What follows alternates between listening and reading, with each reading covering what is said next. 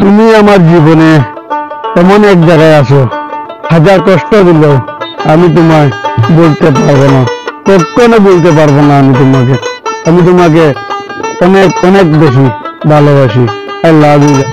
কখনো জিজ্ঞেস করবো না ভালোবেসে ছেড়ে কেন গেলে। প্রশ্ন একটাই করব, ভালোবেসে কষ্ট কেন আমাকে দিলে। যারা রাত জাগে তারাও জানে সকাল হতে কতটা সময় লাগে। আসসালামু আলাইকুম ভিউয়ার্স, কিতা খবর? তো ভালো বলি আছে জানান। আজকে আমরা গ্রামের রবার বাগানের কিনারে কিনারে আছি। আর ঘরের ভিতরে তো তাহার কোনো ক্ষমতা নাই আমার।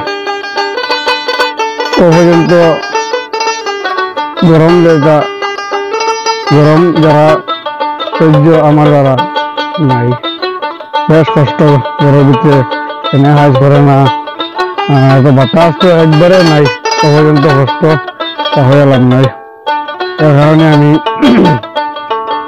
বাগানো দাঁড়ে দাঁড়ে আটি আর বাগান দেখি। আর বাগানের দাঁড়ে দাঁড়ে আটিলে ওই সুরেশ মজা লাগে, লাভ নাই। মাটিতে বাগানের দাঁড়ে দাঁড়ে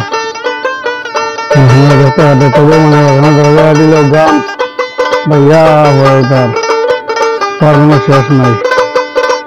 এর কারণে হবাই কি হবে আমি আটি করি আর কিছু রোজ যাওয়ার কোনো ক্ষমতা নাই আমার কাছে।